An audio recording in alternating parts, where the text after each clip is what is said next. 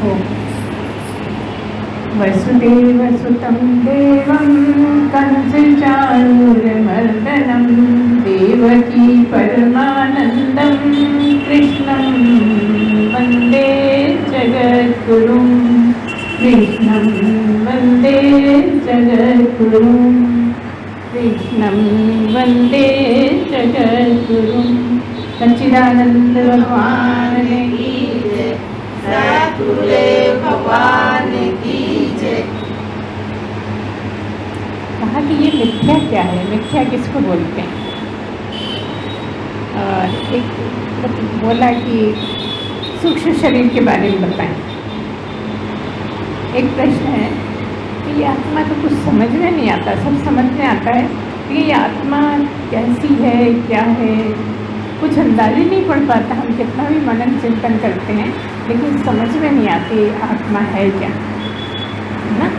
भाषा में, बोली में तो बहुत समझ में आ जाता है आत्मा, हम हमेशा बोलते रहते हैं। समाज में भी चर्चाएं चलती रहती हैं कि मेरी आत्मा, तेरी आत्मा, फिर आत्मा चली जाती है, फिर ये होता है, वो होता है, सब बहुत दंत कथाएँ चलती रहती हैं। लेकिन ये है क्या आत्मा, जब हम इसके बारे में सोचते हैं हमें कुछ समझ में आता नहीं है कि इसको कैसे समझें। ठीक है, बोलिए। सच्चिदानंद भगवान की जय, सद्गुरुदेव भगवान की जय। सबसे पहले ये सूक्ष्म शरीर, जब भी हम तीनों में से किसी भी शरीर की बात करेंगे तो चर्चा तीनों की ही करनी पड़ेगी। आपने कहा सूक्ष्म शरीर के बारे में बताइए, तो शरीर कौन कौन से हैं ये ध्यान दीजिए आप। तो शरीर तीन हैं, है ना, तीन शरीर हैं। वो कौन कौन से हैं? एक स्थूल शरीर है, दूसरा सूक्ष्म शरीर है और तीसरा कारण शरीर है। ये जैसा कि नाम से समझ में आता है कुछ कुछ, स्थूल मतलब मोटा मोटा दिखता होगा, समझ में आता होगा ऐसा, और वो ये जो दिखता है वही उसी शरीर की बात हो रही है। स्थूल शरीर मतलब जो हम आंखों से देख सकते हैं, क्योंकि कुछ साफ साफ समझ में आता है, उसके लिए ज़्यादा दिमाग पर जोर नहीं डालना पड़ता। वो स्थूल शरीर है जो हाड़ मांस का बना हुआ है, जो सांस लेता हुआ दिखता है, देखता है, सुनता है, करता है, सब समझ में आता है, वो है स्थूल शरीर। और दूसरा शरीर है सूक्ष्म शरीर। सूक्ष्म शरीर क्या है? ये 19 तत्व से मिलकर बना है। ये सूक्ष्म जैसे शब्द के समझ में आता है, सूक्ष्म मतलब बहुत बारीक होगा, वो देखने में नहीं आता होगा, ऐसा समझ में आता है। स्थूल से सूक्ष्म नहीं, एकदम सूक्ष्म ही है, देखने में नहीं आता लेकिन शरीर है। शरीर क्यों है? क्योंकि सूक्ष्म शरीर के बिना स्थूल शरीर शव है, ठीक है ना। सूक्ष्म शरीर है तो स्थूल शरीर है, लेकिन वो सूक्ष्म शरीर है क्या? वो 19 तत्व क्या है? तो गुरु बताता है 5 प्राण हैं, 5 कर्मेंद्रियां हैं, 5 ज्ञानेंद्रियां हैं। कितने हुए? 15 हो गए। और 4 अंतःकरण के पार्ट हैं, वो मन, बुद्धि, चित्त, अहंकार। इनको चारों को अलग अलग समझना रहता है। वैसे तो आपको एक ही बात समझ में आती है, मन, है ना, और इंग्लिश में तो खाली माइंड की ही बात होती है, माइंड से आप जो भी समझ लो। लेकिन यहाँ पर हिंदी में जो बताया जाता है, हमारे शास्त्र जो कहते हैं, वो 4 भाग हैं, इसलिए इन चारों को मिला के अंतःकरण बोलते हैं। 5 कर्मेंद्रियाँ हुई, 5 ज्ञानेंद्रियाँ हुई, 5 प्राण हो गए और 4 अंतःकरण। एक अंतःकरण है जिसके 4 भाग हैं। ये क्या है? ये है एक ही, लेकिन क्योंकि 4 तरह के काम करता है इसलिए अलग अलग तरह का बोलते हैं। और वो काम इतनी तेजी से करता है कि पता भी नहीं लगता, और एक समय में एक ही काम करता है। ये जो अंतःकरण के 4 भाग हैं, जब बुद्धि काम करेगी तो बाकी 3 नहीं करेंगे, जब मन काम करेगा तो बाकी 3 नहीं करेंगे, जब चित्त का होगा तो बाकी 3 का नहीं पता लगेगा, और जब अहंकार होगा तो बाकी 3 का नहीं पता लगेगा। अब आप जोड़ लेना, चिंतन मनन करते हैं, है ना। तो क्या मतलब है? ये जो है क्या 19 तत्व, इन्हीं को सूक्ष्म शरीर कहते हैं और यही जीव कहलाता है। जीव क्या कहलाता है? जो आंखों से नहीं दिखता लेकिन होता है। वो जब इस शरीर में प्रवेश करता है तो पूरी तरह से जो जीव है दिखने लगता है। वो जो सूक्ष्म शरीर वाला जीव है वो स्थूल शरीर में होता है, तब फिर हम कहते हैं प्राणी, जीव आदि आदि जितना भी आप बोलते हैं, तब उसके बाद होता है जब सूक्ष्म शरीर इसमें होता है। तो ये क्या मतलब है सूक्ष्म शरीर का? बात यहाँ सूक्ष्म शरीर की हो रही है, चर्चा यहाँ सूक्ष्म शरीर की। लेकिन थोड़ा सा और बताएंगे कि जो स्थूल शरीर है वो जागृत में काम करता है। ये जब जगत का चल रहा होता है, ये दिखने वाला जगत का होता है, तो स्थूल शरीर का काम है यह। जब हम काम कर करके थक जाते हैं, ज़्यादा समय जगे हुए हो जाता है, तो हम जाके लेट जाते हैं, सो जाते हैं, नींद आने लगती है। जब नींद आने लगती है तो नींद एकदम आती नहीं है। जैसे हम भोपाल से चले उज्जैन जा रहे हैं तो एकदम से नहीं आता। भोपाल से चले और उज्जैन जाने में समय लगेगा, एक समय बीच में भी होगा। तो वो जो बीच का समय है वो स्वप्न कहलाता है। स्वप्न जो है वो ना तो जागृत है और ना वो सुषुप्ति है।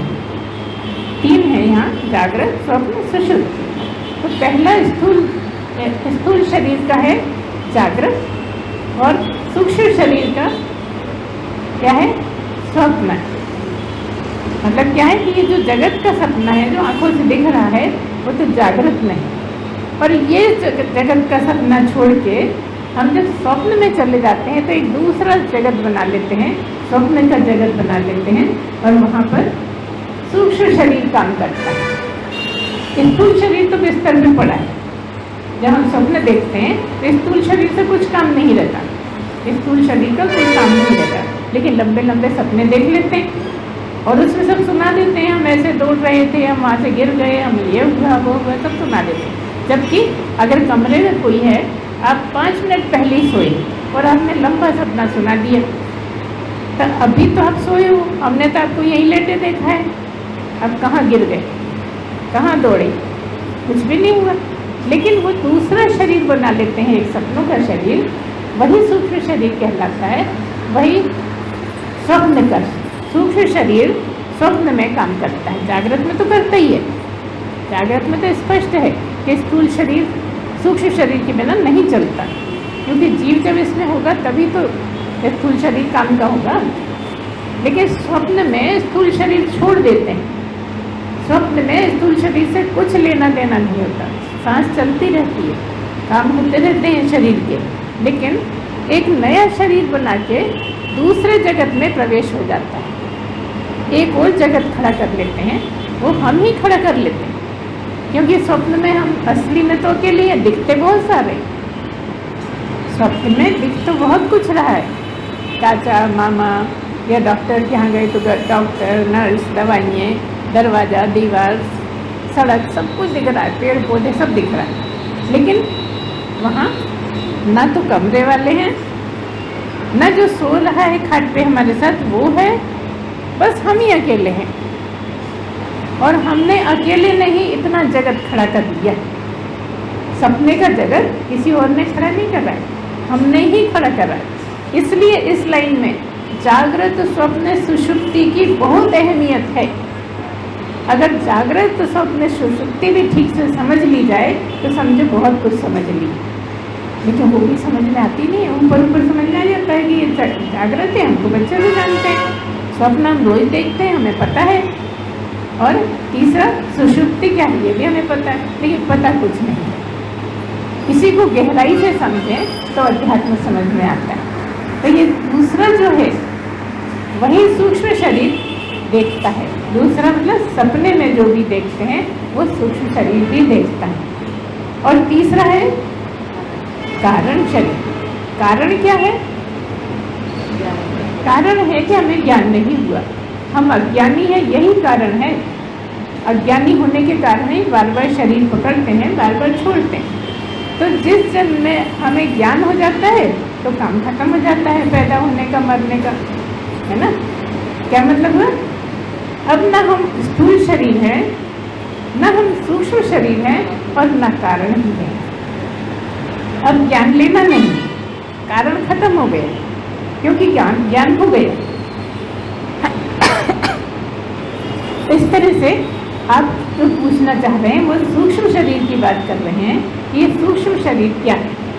सूक्ष्म शरीर जिससे हम सपने देखते हैं, सपने में जो खड़ा होकर जगत तैयार कर लेता है, वो इसलिए कि आप उस सपने को देखकर कि मैंने ही सब खड़ा करा है, ये वाले सपने का समझ में आ जाए कि ये भी मैंने ही खड़ा किया है। वो मैं कौन? यही गाड़ी है टक्कर।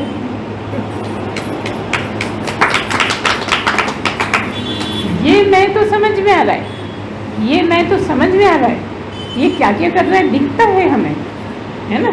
लेकिन वो मैं कौन सी जो सब कुछ होते हुए भी समझ में नहीं आती। तो हम बात करेंगे गहरी नींद की भी। जब हम गहरी नींद में चले जाते हैं तो ना तो ये वाला जगत होता है और ना वो वाला जगत होता है जो सपने में खड़ा किया। दोनों ही जगत से छुटकारा। तो कहाँ पहुँच गए?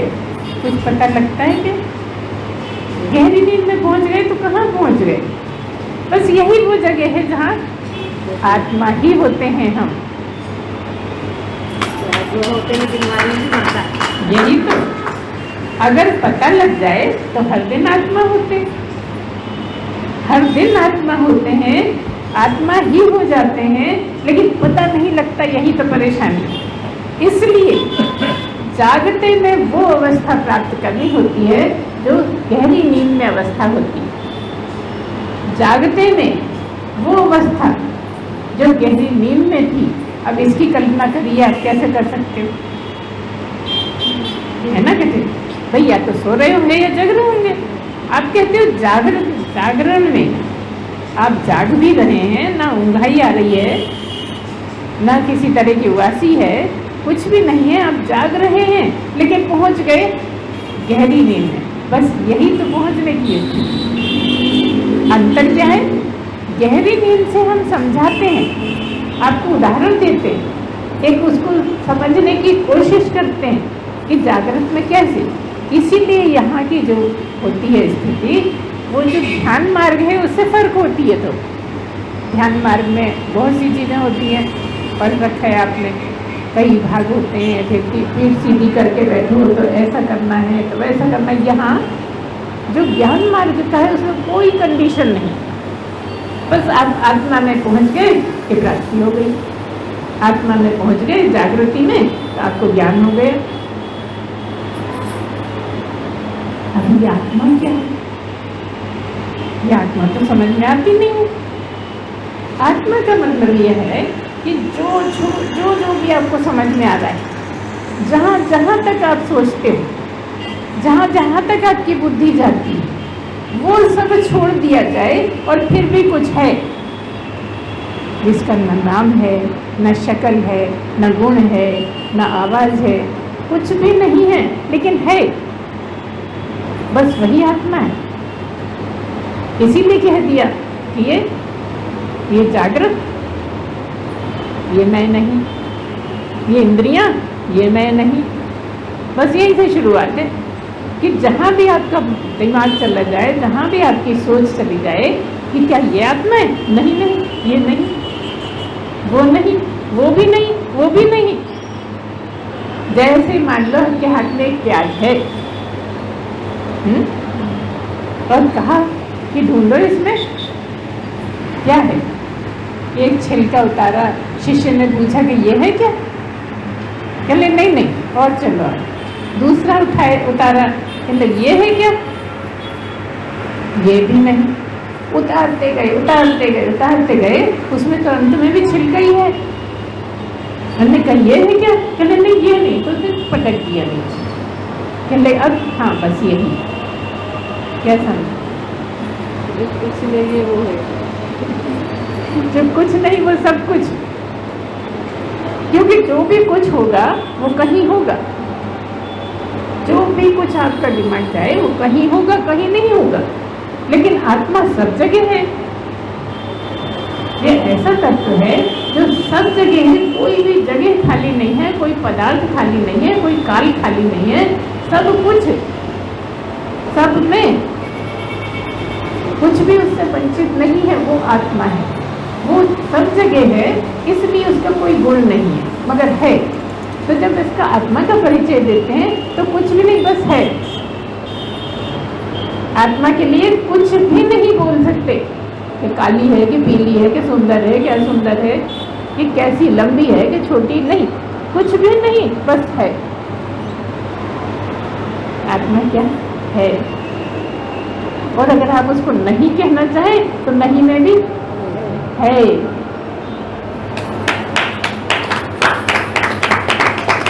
नहीं है बोलोगे तो नहीं तो रह गया, और है, बस है। आप कह सकते हैं एक तरह से आत्मा क्या है, कह तो सकते हैं। भाई क्या है? कब तक करोगे बहस कि क्या है ये भी तो बताओ। नहीं है, वो तो है। कुछ भी है या नहीं है, मगर आत्मा है हर जगह। ना तो उस समय को हटा सकते, ना देश को, ना काल को। काल मतलब कोई भी समय में ऐसा नहीं है, कोई भी स्थान ऐसा नहीं है जहाँ नहीं हो, कोई भी पदार्थ ऐसा नहीं है जहाँ नहीं हो, है ना। जो सब में है, जो सब कुछ है ही है, बस वही है, वो आत्मा। आपको कैसे पता लगे? आप जब भी कहोगे तो जैसे आप कहोगे कि मैं जाग रहा हूँ, मैंने सपने देखा, है ना, मैं सुंदर, मैं असुंदर, जो भी कहते हो, तो सारा कुछ हटा के जो मैं है वही आत्मा है। लेकिन मैं क्या है जो बोलने में नहीं आती, वो मैं। एक मैं है, मैं ऐसा, मैं वैसा, मैं सारे दिन मैं करती हूँ। लेकिन वो मैं जो है तो, लेकिन बोलने में नहीं आता, बस वही आत्मा। मेरे हो ना, हमने आपसे कुछ नहीं पूछा, लेकिन आपको पता है ना कि मैं हूँ। अब मैं क्या हूँ? आँख हूँ क्या? नहीं। सिर हूँ क्या? नहीं। कान हूँ? नहीं। शरीर हूँ क्या? नहीं। लेकिन मैं हूँ, ये तो सब जानते हैं ना कि मैं हूँ। मैं हूँ, लेकिन उसमें कुछ भी नहीं आता, लेकिन मैं हूँ, उसी की बात है। उसमें ना तो मैं ना हूँ, लेकिन हूँ। इसलिए कई बार मुँह का भी होता है, मुँह का भी ध्यान, हूँ हूँ हूँ हूँ हूँ, ऐसा भी होता है। बस ऐसे हूँ करते हुए उस हूँ का ज्ञान होता है। तरीके तो बहुत से हैं, जो भी तरीका जिसको सूट कर जाए। इसलिए कोई भी तरीका ऐसा नहीं है कि आप कह दो यही करना है। हर व्यक्ति को अलग अलग समझ में आके अलग अलग पसंद आ सकता है। हर व्यक्ति का ज्ञान अलग अलग तरह से हो सकता है। बाकी जैसे सब में है कि ध्यान में कि ऐसे बैठिए, ऐसे करिए, ऐसा मत करिए, ये सब है ना, अष्टांग है और बहुत सारे हैं, हमें कुछ इतना ध्यान नहीं है, पर ये सब है, मगर उसके बारे में ज़्यादा हमें ध्यान नहीं रहता, क्योंकि हम उसको इतनी इम्पॉर्टेंट नहीं देते। हम तो अपने फील्ड की बात करते हैं, है ना। तो कुछ भी हो, लेकिन यहाँ पर आप चाहे सीधे बैठे हो, चाहे टेढ़े बैठे हो, चाहे लेटे हो, चाहे खड़े हो, चाहे एक पैर पर खड़े हो, चाहे दोनों पैर पर खड़े हो, बस हूँ, मैं ब्रह्म हूँ, है ना। ब्रह्म का ध्यान, ब्रह्म का ध्यान कैसे करें? ब्रह्म के न नाक है, न कान है, न आँख है, न गोरा है, न काला है, कैसे कर लें?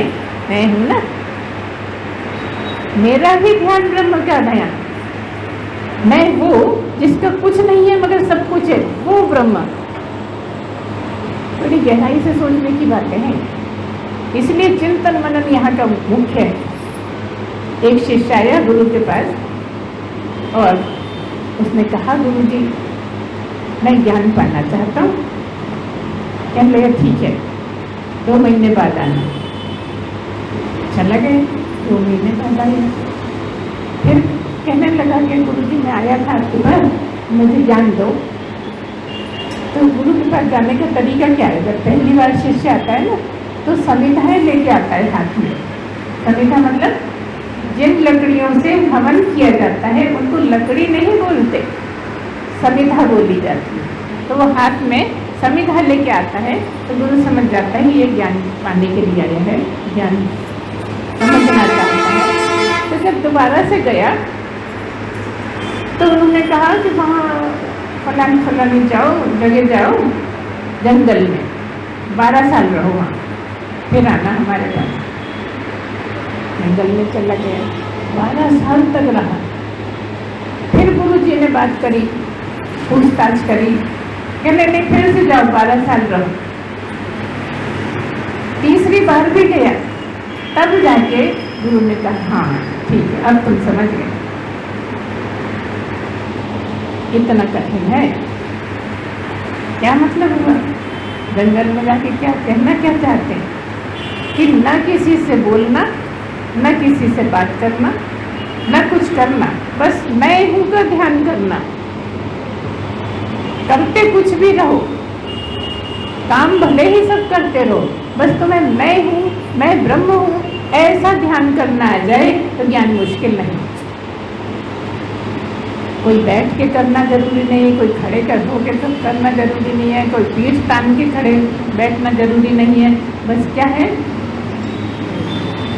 बैठे ठाड़े पड़े उताने। किसी ने कह दिया कि ठाड़े बैठे पड़े उताने, कहे कबीर हम उसी ठिकाने। किसने कहा? कबीरदास ने कहा। इसीलिए कबीर के हर दोहे में उनका नाम आ जाता है। ठाड़े भले खड़े हैं, बैठे भले बैठे हैं, या लेटे हैं, या पैर ऊपर करके लेटे हैं, घुटने पे पैर रख के कई बार लेट जाते हैं ना, लेकिन कहाँ मगन है? मैं हूँ, मैं हूँ। किसी को नहीं पता आप क्या सोच रहे हैं। तो जिसकी ये लगातार मैं हूँ की चेन चल सकती है, सब जगत के काम हो, लेकिन जैसे ही फुर्सत हो और मैं हूँ में आ जाए, क्या होगा? से कर्म नहीं बनेंगे।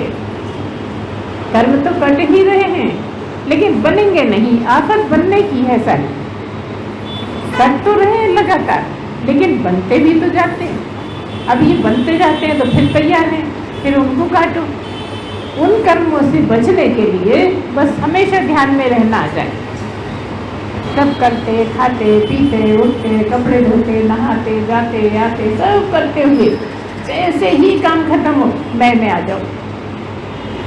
मैं हूँ का विचार हो जाए। क्या हूँ मैं?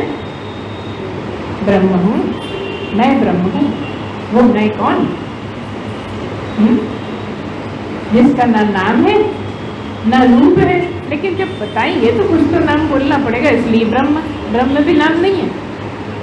जैसे ओम, ओम जो है जब समझाएंगे तो कुछ तो बोलना पड़ेगा ना, जबकि उसका नाम ही कहाँ है? ईश्वर कह दो, अल्लाह मियाँ कह दो, भगवान कह दो, परमात्मा कह दो, लेकिन नाम कुछ भी नहीं है उसका। वो तो मैं ही हूँ। मेरे नाम को छोड़ के जो है वो मैं हूँ। अगर मैंने कहा कि मैं हूँ तो आपने कहा मोहिनी है। ब्रह्म का मतलब मोहिनी है? नहीं नहीं। नाम रूप को छोड़कर, गुणों को छोड़कर, सब कुछ छोड़कर जो है वो मैं हूँ। जो मैं हूँ वही तू है, वही तू है, वही वह है, वह सब। 3 तरह से गाते हैं ना लोग। एक तो वह करके महिमा गाते हैं कि वो ऐसा है, वो ऐसा है, वो बड़ा दयालु है, कृपालु है, वो सबकी रक्षा करता है। एक वो मतलब पता नहीं है ये वो होगा कहीं, है ना? वो तू 7वें आसमान पे, 4थे आसमान पे कहीं पे होगा वो। और एक तू है, तू ही तू, तू ही तू, तू ही तू, तू ही तू की रटे, तो फिर भी सामने तो है। तू तो सामने वाले को कहेंगे ना, वह को तो नहीं कहेंगे तू। तो कुछ करीब है तू, कुछ दिखता तो है, लेकिन वो क्या है ये तो नहीं दिखता। लेकिन मैं मैं हूँ कि नहीं हूँ ये तो मुझे पता है ना। कोई समय ऐसा होता है कि तुम कहो मैं नहीं हूँ और तुम कहोगे तो उचित होगा क्या? किसी समय तुम ये कह दो कि मैं नहीं हूँ।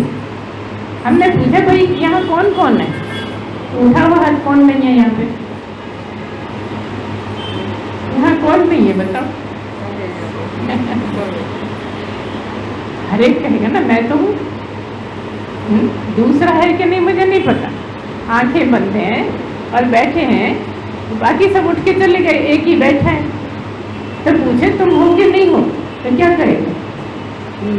सब है कहे पता नहीं दूसरा मैं तो हूँ। तो वही मैं जो हूँ वही आत्मा जो सब में है और सब में रहते हुए है एक ही। क्यों है एक ही? आप कहोगे नहीं आत्मा अलग है, परमात्मा ही नहीं। अलग कैसे होगा? जब सब में एक ही ईश्वर बसा है तो क्या 10 ईश्वर हो गए, क्या 100 हो गए, क्या अरबों हो गए? नहीं, है एक ही। लेकिन वही तो मैं हूँ। तो मैं सबसे करीब होने के कारण मैं ज़रा आसान है समझना।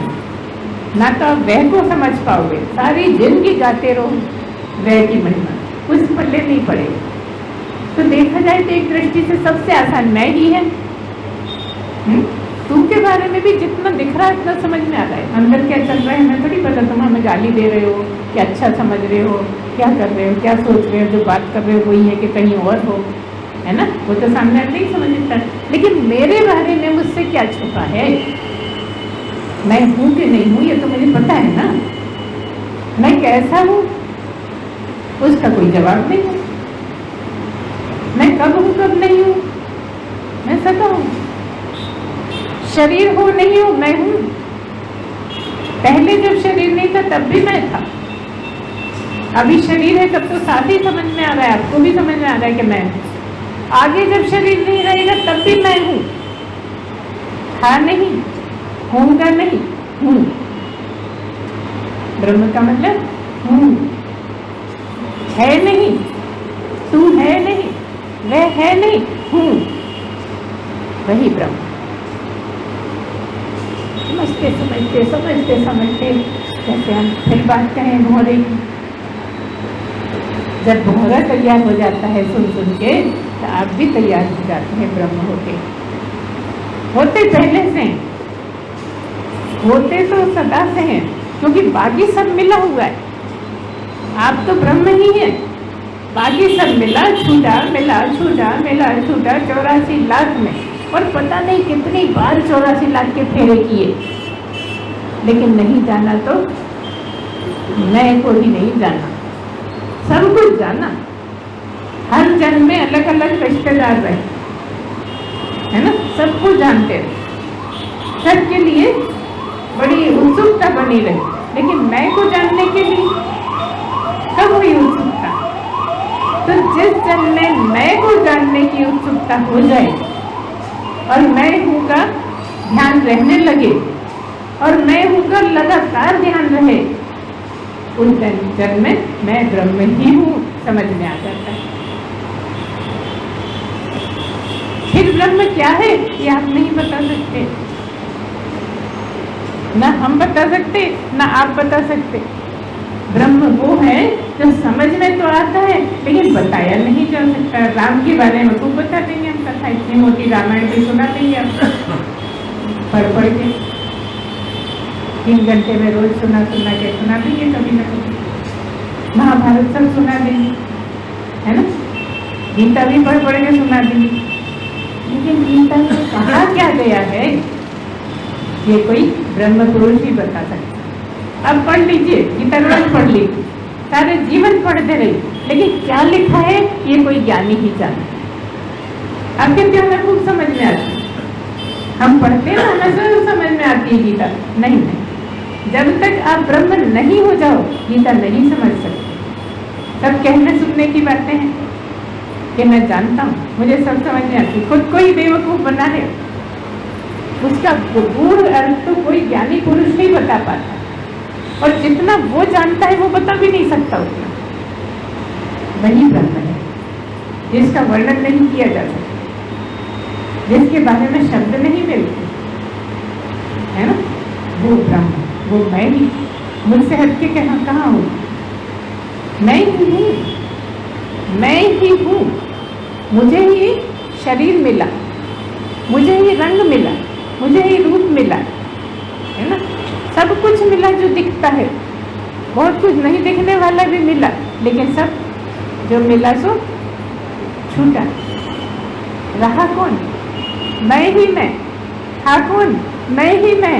रहेगा कौन? मैं ही मैं। वही ब्रह्म जिसके साथ कुछ भी नहीं है, न रूप है, न रंग है, न नाम है, न गुण है, वो मैं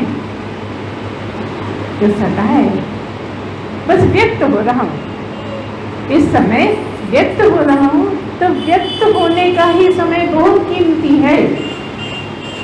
जिस समय आप व्यक्त होते हैं, उसी समय में ही, उतने समय में ही समझ सकते हो कि मैं ब्रह्म हूँ।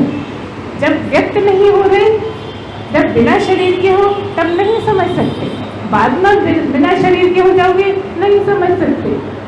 इसीलिए कह दिया गीता, अव्यक्तादीनि भूतानि व्यक्त मध्यानि भारत, अव्यक्त निधनान्येव तत्र का परिदेवना।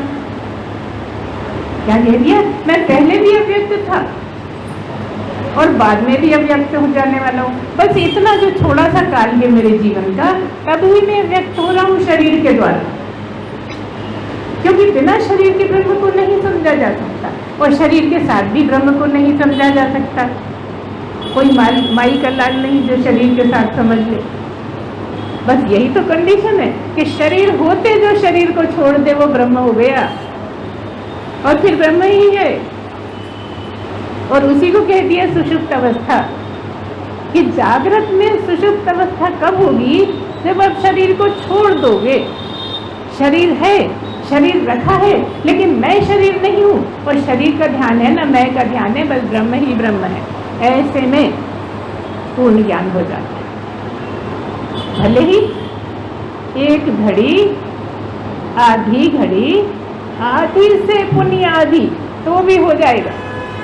जरूरत नहीं है कि 1 घंटा, 10 मिनट, 5 मिनट नहीं, बिल्कुल जरूरत नहीं है। हो जाए तो महीने भर भी लगी रहे समाधि, कोई बड़ी बात नहीं। अष्टावक्र को जिनने पढ़ा है पता है कि जैसे ही समझ में आया, एक पैर तो क्या कहते हैं, घोड़े का जैसे पैर रख के चढ़ते हैं ना, एक पैर उस पे है और दूसरा पैर दूसरी तरफ रखना चाहता है, हवा में ही पैर रुक गया और उसी स्थिति में समाधि लग गई। आप कहेंगे कि एक पैर रखा था तो गिरा नहीं? नहीं, उधर जो पास में गुरु खड़ा था ना, उसने साधा रखा था, इसलिए एक ही, क्या बोलते हैं उसको, नहीं पता था, घोड़े के दोनों तरफ पैर रख के चढ़ने का होता है ना, पैदल जैसा। हाँ, उस पे पैर रख के चढ़ते हैं, तो एक पैर रखा और दूसरी तरफ पैर रखने के लिए ऐसे पैर जाएगा ना, दूसरी तरफ, दूसरी तरफ रखेगा, तो हवा में ही पैर रह गया और नए ब्रह्म का ज्ञान हो गया उसे। तो उसी स्थिति में 3 दिन रहा। कौन? राजा जनक। राजा जनक के गुरु अष्टावक्र सारे जीवन वो लोगों से ज्ञान लेता रहा, बड़ी बड़ी सभाएं करता रहा, बड़े बड़े ज्ञानी दुनिया से बुलाए गए, सुनता रहता, बहुत सोना दान करता, पैसे दान करता, सींग सोने से मढ़ी हुई गायें दान करता रहता, लेकिन कहीं सेटिस्फैक्शन नहीं मिला। जब अष्टावक्र मिला, कितने साल का? केवल 12 साल का। वो उनके गुरु थे। अष्टावक्र जब आए सभा में, तो क्या हुआ? पहले सभा में आने से पहले भी थोड़ी घटना हुई, और पहले जाओ तो और क्या हुआ कि सबसे पहले से बताएं अगर आपको, तो जब वो माँ के गर्भ में थे, कौन? अष्टावक्र। किसके बेटे हैं अष्टावक्र? व्यास के बेटे हैं। तो व्यास जी कोई ग्रंथ पढ़ रहे थे, शास्त्र पढ़ रहे थे, और वहीं उनकी पत्नी सुन रही थी। पत्नी प्रेग्नेंट थी, पेट में अष्टावक्र थे, वो जब पढ़ रहे थे ग्रंथ तो कोई उन्होंने उच्चारण गलत कर दिया, संस्कृत का शब्द था उसको गलत बोल दिया, तो बेटने से ही अष्टावक्र बोले कि नहीं राजन ये नहीं ऐसे बोल, तो गलत बोल रहा है। अब भाई बाप और वो बेटा, और जो भी पैदा नहीं हुआ वो बेटा बोलता है, बाप को तो बड़ी इंसल्ट लगी। ये जो भी पैदा नहीं हुआ वो मुझसे सिखा रहा है मुझे। गुस्सा आ गया, व्यास की बात हो रही है, गुस्सा आ गया तो उन्होंने श्राप दे दिया। अभी जो पैदा नहीं हुआ उसको श्राप दे दिया। क्या दे दिया कि जा तू 8 जगह से टेढ़ा हो जा। इसलिए अष्टावक्र, अष्टा मतलब 8, वक्र मतलब टेढ़े आड़े, 8 जगह से टेढ़े मेढ़े जो थे वो अष्टावक्र थे, तो 8 जगह से टेढ़े मेढ़े पैदा हुए। अब जब वो पैदा हुए थे तब क्या हुआ घटना, उठे रहे होंगे या नहीं रहे होंगे, तभी उनके पिताजी जेल में चले गए। ये जो राजा सभाएं बैठाते थे तो इनको तसल्ली नहीं होती थी कि कोई ज्ञान की सही सही बात बताए। सब दूर दूर से आके लोग बताते थे, समझाने की कोशिश करते थे, लेकिन कभी उनको तसल्ली नहीं होती। तो जो भी बताते थे और इनको तसल्ली नहीं होती थी उनको जेल में डाल देते थे। राजा जेल में डाल देते, जेलें भर गई थी। उसी में एक अष्टावक्र के पिता भी थे, वो भी जेल में बंद थे। तो जब ये अष्टावक्र थोड़े समझदार हुए, स्कूल जाते थे तो उन्हें लोग चढ़ाते थे कि तेरे बाप कहाँ है, तेरा बाप कहाँ है, बता मालूम कर तेरा बाप कहाँ है। तो एक दिन उसने माँ से कह दिया कि माँ मुझे बताओ मेरे पिताजी कहाँ हैं। कहने चल रहने दे, तू तो खेल मत पड़े रहने दे। उन्होंने कहा नहीं आज तो बताओ, मेरे सब बच्चे चिढ़ाते कि तेरा बाप कहाँ है, मालूम करके तो आ जरा, क्योंकि सब नगर को पता कि कहाँ है, वो जेल में है। तो उसने कहा, माँ ने कहा कि नहीं नहीं रहने दे, जा तेरे खेलने के दिन है ये सब। जितने अड़ गया कहते नहीं बताओ आज तो मुझे बताओ मेरे पिताजी कहाँ हैं। उन्होंने बताया कि ऐसे ऐसे राजा सभाएं बिठाते हैं और वो प्रश्न पूछते हैं, और जब नहीं बता पाते, सही नहीं बताते, बताते तो सब हैं लेकिन उन्हें तसल्ली नहीं होती तो उनको जेल में डाल देते हैं कि नहीं गलत है। तो अब क्या करें, कहले जो प्रश्न बता देगा वो छुड़ा सकता है, इसका मैं छुड़ाऊंगा। अष्टावक्र ने कहा मैं छुड़ाऊंगा, नहीं रहने दे, तू एक बच्चा है, बेकार की बातें मत कर, तेरे बस का नहीं है। बड़ी दूर दूर से ज्ञानी आते हैं, वो नहीं बता पाते, तू क्या बताएगा। स्कूल में जाता था तो अपने मास्टरों को भी बता देता था, मास्टर जो सवाल बताए वो सबसे पहले बता देता था, और वो जो पूछे वो मास्टर नहीं बता पाते, इतना तेज था। तो उसने कहा नहीं माँ मैं छुड़ा के लाऊंगा पिताजी को। मैंने कहा नहीं नहीं तू तो रहने दे, मत जा, अभी छोटा बच्चा है। माने ही नहीं, अड़ गए, निकल पड़े घर से। अब जा रहे थे, कहाँ जा रहे थे, राजा के पास। तो राजा के पास जा रहे थे तो रास्ते में क्या हुआ कि राजा की सवारी आ रही थी। तो राजा की सवारी आ रही, तो ये जा रहे थे, ये तो आड़े टेढ़े थे, उचक उचक के चलते थे, कहीं यहाँ खुदक गए, इधर खुदक गए, इधर खुदक गए, ऐसे चलते थे, सीधे सीधे चल नहीं सकते थे। तो क्या हुआ, जब ये जा रहे थे और सवारी आ रही थी तो किसी ने ऐसे धक्का दे दिया नहीं कि चल एक तरफ, क्या आड़ा टेढ़ा चल रहा है, राजा के सामने आ गया। जैसे करते हैं आजकल, कितना बदतमीजी करते हैं ना लोग, अपंग हैं तो उनको धक्का दे देंगे, कोई लंगड़ा है तो उसकी लाठी छीन लेंगे। ऐसा स्वभाव हमेशा से लोगों का रहा है, जिसकी जैसे मानसिकता रहती है वैसे करते रहते हैं हर। तो किसी ने एक तरफ धक्का दे दिया, अरे तुझे पता नहीं राजा की सवारी आ रही है, एक तरफ हो जा। इसने राजा को देखा ध्यान से, राजा ने इनको देखा, ठीक है, एक घटना ये हो गई। फिर आगे चले तो फिर राजा ने इनको देखा, क्या हुआ, होते होते ये सभा में पहुंच गए। राजा भी जब तक घूम के आ गया, सवारी घर वहाँ पर आ गई उनकी सभा में, और ये भी पहुंचा। लेकिन अभी ये सभा में नहीं पहुंचा, ये अभी बाहर ही। बाकी सारे लोग सभा में पहुंच गए और सारे बैठ गए अपनी अपनी सीट पर, पूरी सभा सज गई। तब ये आए मटकते मटकते, है ना, आड़े टेढ़े होते हुए आए और सबका ध्यान इन्हीं की तरफ। ये कैसा जीव आ गया, ये बताएगा प्रश्न भला। सबको ऐसे ही लग रहा था। ठीक है भाई, चलते चलते एक कुर्सी खाली थी, ऐसे उचक के चढ़े, सीधे से तो चढ़ नहीं सकते थे, एकदम फुदक के जो चढ़े तो सारी सभा ने ठहाका मार के हंसने लगे। सबने खूब जोर से उनकी हंसी उड़ाई। ये मैंने देखा, जब सब चुप हो गए, हा हा हा हा हा करके खूब जोर से ये भी हंसे। अब राजा सोच में पड़ गए, अगर आपकी कोई बहुत इंसल्ट कर दे तो आपको कैसे लगेगा, आप हंस पाओगे? रोना आ जाएगा उधर, है ना, या लड़ने लगोगे, है ना। लेकिन वो जोर से ठहाका मार के हंसी, अकेले की हंसी। तो राजा एकदम चौकन्ना हो गया। उन्होंने कहा कि क्यों, ये तो मुझे समझ में, अष्टावक्र से कह रहे हैं कि मुझे ये तो समझ में आया कि बाकी सब क्यों हंसे, लेकिन तुम क्यों हंसे ये मुझे समझ में नहीं आया। तो राजा ने कहा, जब उनसे कहा कि तुम क्यों हंसे, तो ने कहा, अरे राजन, तूने तो ये जूते बनाने वालों की सभा बिठा रखी है। कहने लगे, कैसे? चलिए तो चमड़ा देखते हैं, इनको ज्ञान कहाँ है? ये तो चमड़ा देखने में लगे कि अष्टावक्र है, 8 जगह से टेढ़ा आड़ा है, ये कैसे चल रहा है, कैसे बैठ रहा है।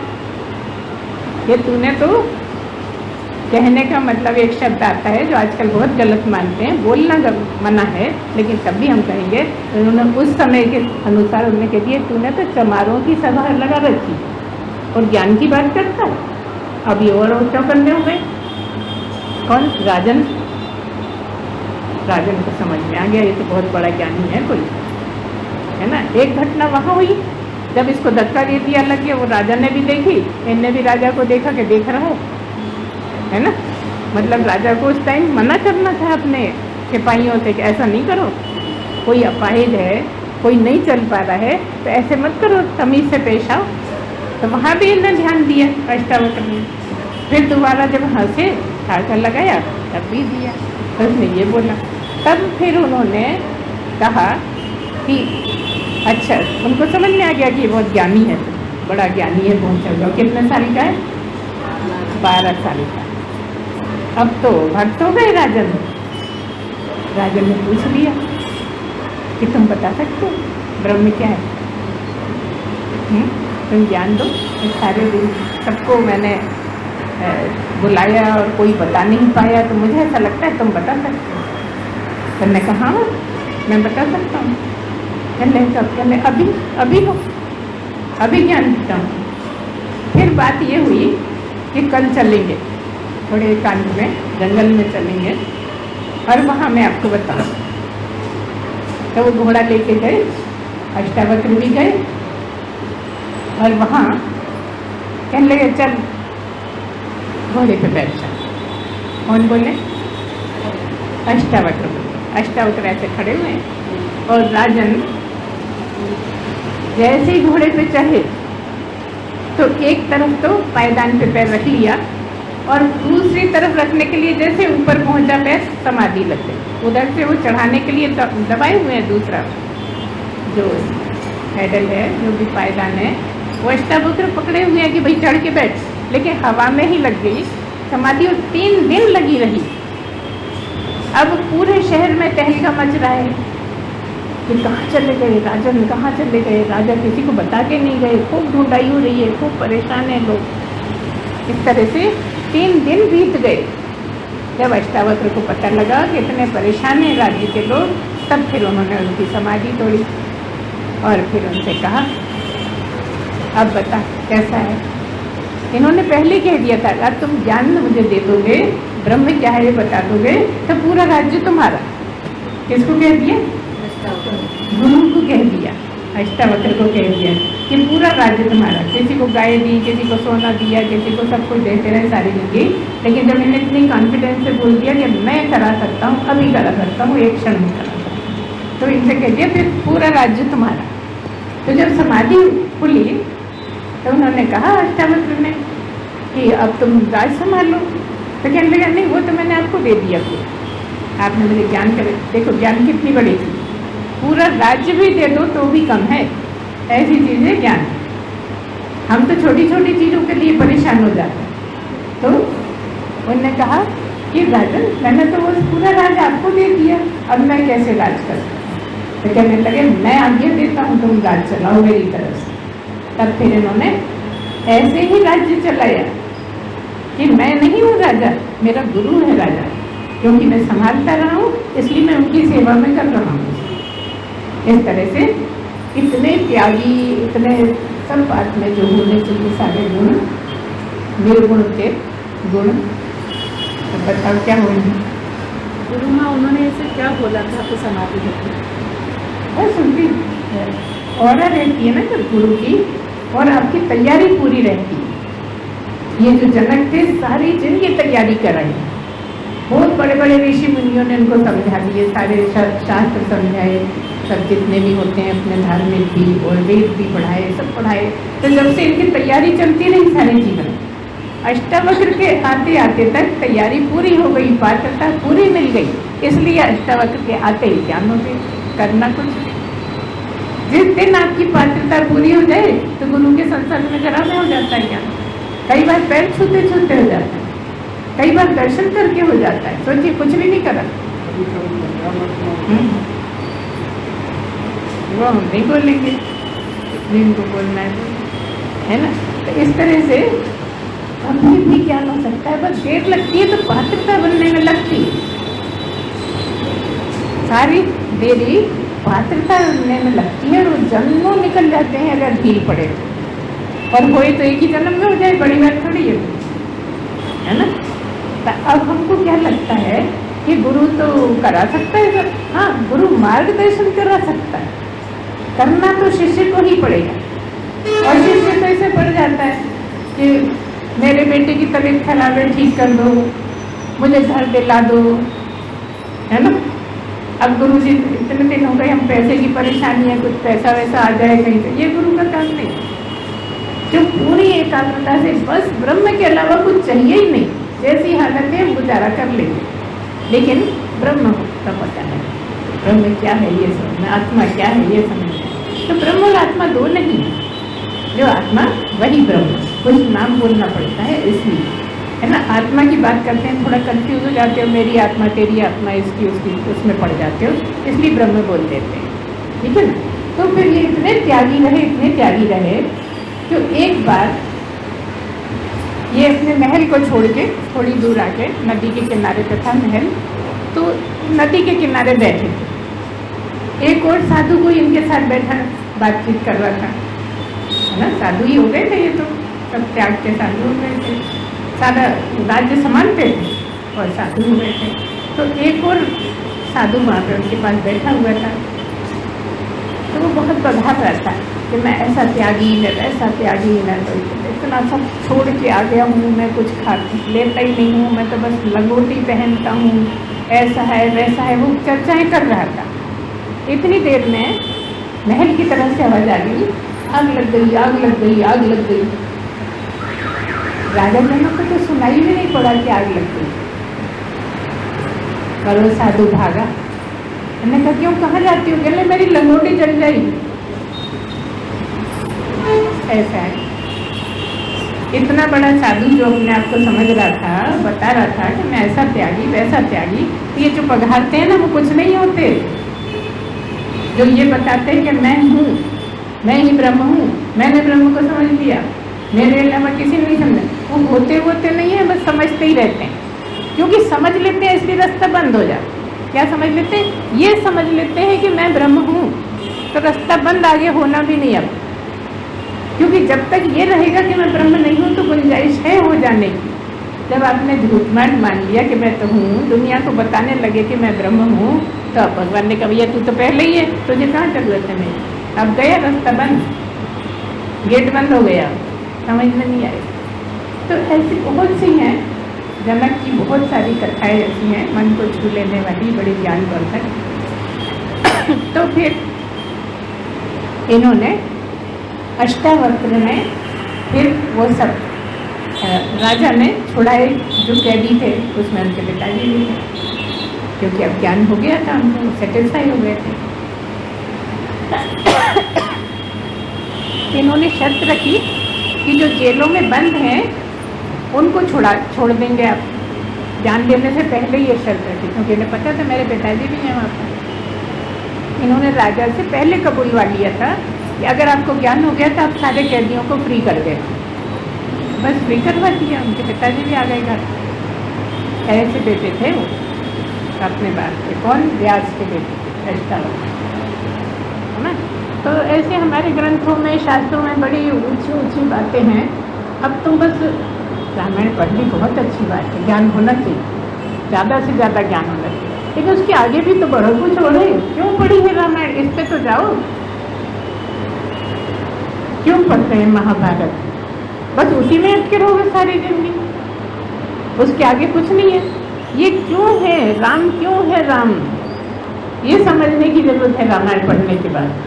बस राम उठे, राम सो गए, राम ने कथा करी, राम बाथरूम चल गए, पूजा करने गए, राम नहा लिए, ये सब से क्या होगा? पढ़ लिया आपने, उनका चरित्र पता लग रहा है। पहले सबसे पहली सीढ़ी रामायण ही है, क्योंकि इसमें चरित्र है, राम का चरित्र है, मर्यादित है, इसलिए रामायण पढ़ना बहुत ज़रूरी है ना। फिर गीता पढ़ना ज़रूरी है, ये ज्ञान गीता में है कि नहीं? ज्ञान रामायण में भी कम नहीं है, उत्तरकांड में तो ज्ञान ही ज्ञान है, उनका अपना ढंग है बताने का, बड़ा सरल सा।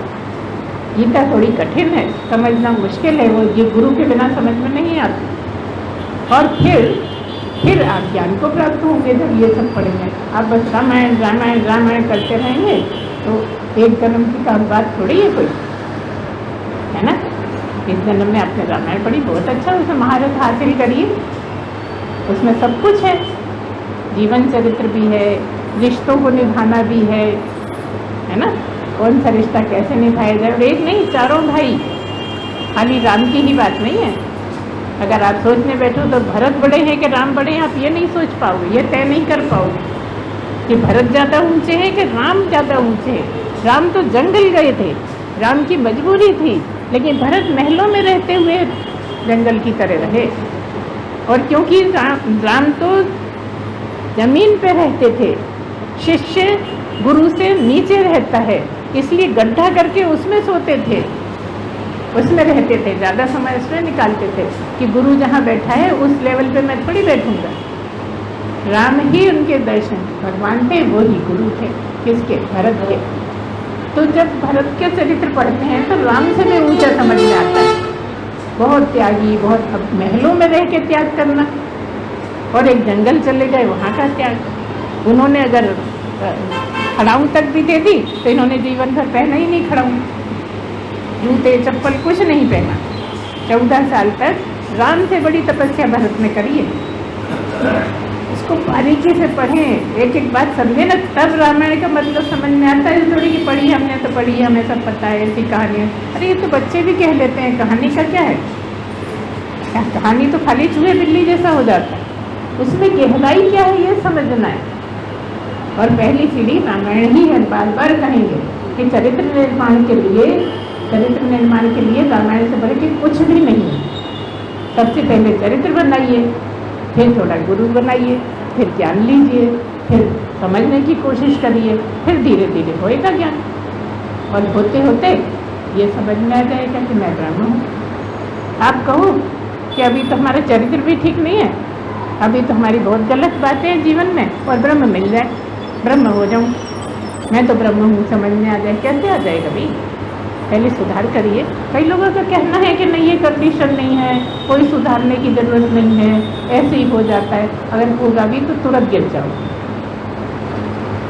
होने को हो सकता है, क्योंकि जब तुम एकांत में होते हो और ब्रह्म का मनन चिंतन करते हो तब भी तुम ब्रह्म हो जाते हो, लेकिन होते नहीं। उतनी देर के लिए ऐसे ब्रह्म हो जाते हो जैसे नींद में हो जाते हो, है ना। होते हो जाते हो का क्या मतलब? हो ही ब्रह्म, सदा से ब्रह्म हो, सदा ब्रह्म रहोगे। लेकिन समझने वाली बात जो है वो पूरी पात्रता हो जाने के बाद गुरु ज्ञान से ही हो पाता है। इसलिए इस लाइन में सबसे ज़्यादा गुरु की ज़रूरत है, और सबसे ज़्यादा गुरु को मानते हैं भगवान से भी ज़्यादा। अगर ज़्यादा हुआ गुरु है तो भगवान दूसरे नंबर पर है, गुरु पहले नंबर पर है। क्यों? क्योंकि गुरु जाओ भगवान के पास मंदिर में प्रश्न पूछो, कितना जवाब देता है बता दो। इसलिए सतगुरु की जरूरत, गुरु की नहीं सतगुरु की जरूरत है। जब भी ज्ञान की बात होगी तो गुरु से काम नहीं चलना है, सतगुरु ही चाहिए। सतगुरु मतलब जिसका सत्य से परिचय हो गया है, जो सत्य ही हो गया। ब्रह्म मतलब सत्य, सत्य मतलब ब्रह्म, सत्य ब्रह्म मतलब भगवान परमात्मा। बड़े गूढ़ गूढ़ अर्थ हैं, इसलिए बार बार सुन के ही समझ में आता है कि ब्रह्म क्या है। एक बार हमने बता दिया, आपने रट लिया, उससे कुछ नहीं होगा। समझना मतलब समझना। जहाँ शब्द खत्म हो जाते हैं वहाँ ब्रह्म समझ में आता है। जब तक शब्द है तब तक ब्रह्म नहीं है। जहाँ सब कुछ खत्म हो जाए, जहाँ कुछ भी ना रहे, वहाँ ब्रह्म का परिचय मिलता है। और वो आप ही हैं, आपसे भिन्न नहीं है।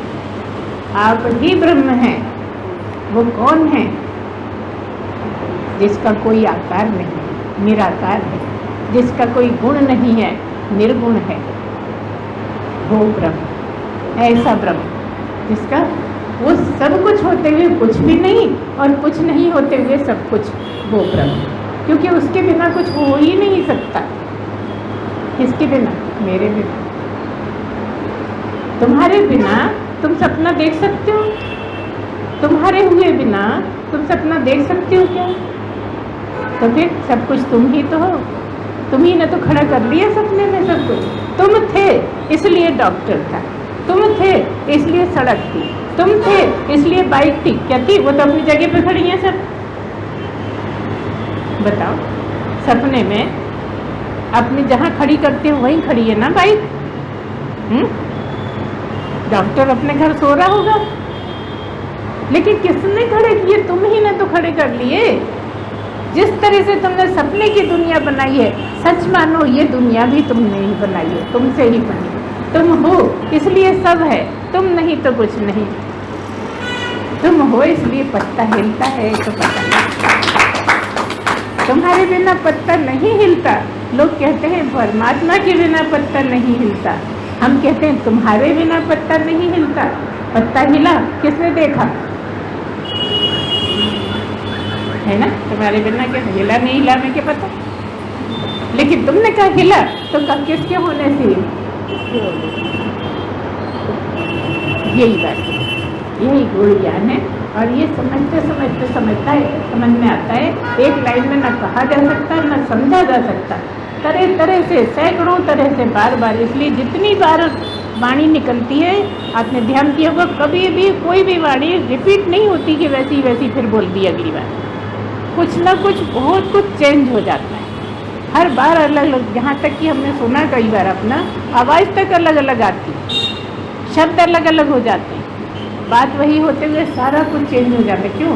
क्योंकि ब्रह्म है ये तो, है ना? ब्रह्म को कैसे समझा? ब्रह्म को समझना समझाना बड़ा मुश्किल का, लेकिन आ जाता है। और मनुष्य योनि में ही आता है और किसी योनि में नहीं आ सकता। तो अभी बड़ी कीमती योनि है ना? कौन सी? मनुष्य की। इसलिए गीता ने कह दिया है कि ये जब तक तुम्हारा जीवन है तब तक समझ सको तो समझ लो, नहीं तो समझो तुम अपने आप को मार रहे हो।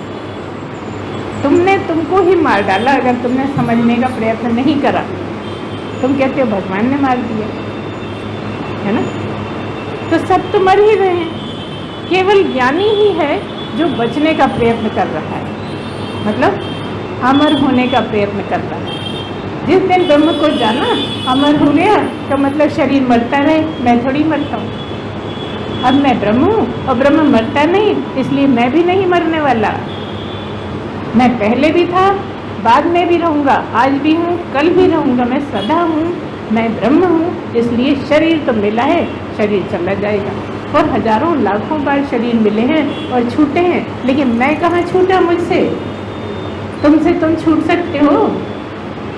तुमसे तुम कब छूटे? सोते में भी नहीं छूट पाते और पक्के हो जाते हो। इतने पक्के हो जाते हो कि तुम्हें तुम्हारा ख्याल ही नहीं रहता कि मैं हूँ। और वही स्थिति जागते में हो जाए कि तुम्हें तुम्हारा ख्याल नहीं रहे, तो ब्रह्म हो गए। अब बताओ, करने कराने को क्या बचा? जब सब हो गया तब जो भी करते हो उसके कर्म थोड़ी बनते, करते सब रहते हो, लेकिन क्योंकि करने को कुछ बचा ही नहीं, जो भी करते थे ब्रह्म को पाने के लिए करते थे। अगर ऊंट बने तो ब्रह्म को पाने के लिए, मेंढक बने तो ब्रह्म को पाने के लिए, कर्म कटे तब ब्रह्म बनने के लायक आए हुए, है ना।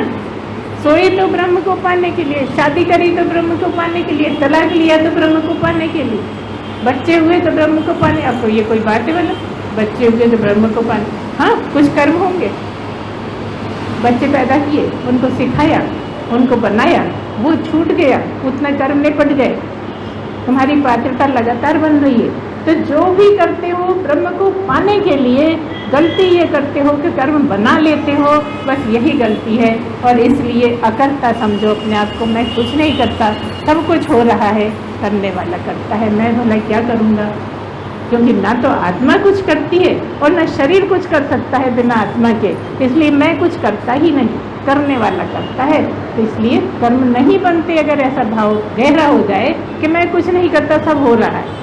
दिन भर कर रहे हैं मेहनत, दिन भर सामान ढो रहे हैं, दिन भर मजदूरी कर रहे हैं, लेकिन मैंने कुछ किया ही नहीं, मैं कुछ करता ही नहीं। और आगे की बात, ना तो मैं करता हूँ ना मैं नहीं करता हूँ, ये भी जरूरी। अगर मैं करता हूँ कहा जाके नहीं करता हूँ का, तो ये भी अहंकार, और जहाँ अहंकार आया तो गए डूबे, ब्रह्मा भी नहीं बचे अहंकार करके, तो है ना, याद आ गया ना, सब बच्चे बच्चिए गाय वगैरह सब ले गए, है कि नहीं। काहे के लिए कि इसको लड़के को मैं मजा चखाऊंगा, है ना, बहुत उधम मच जाता है, पता नहीं कौन आ गया है, बाद में पता लगा रही है तो बहुत ऊंचे। ज़्यादा नहीं सुनाएंगे, तुम खुद ही समझ गए हो, है ना, सुनाएंगे तो आगे कभी सुनाएंगे। तो आगे सुनाइए, बोलिए, सच्चिदानंद भगवान की जय, सद्गुरुदेव भगवान की जय। पूर्णमदः पूर्णमिदं पूर्णात् पूर्णमुदच्यते पूर्णस्य पूर्णमादाय पूर्णमेवावशिष्यते। ओम शांति शांति शांति। सच्चिदानंद भगवान की जय, सद्गुरुदेव भगवान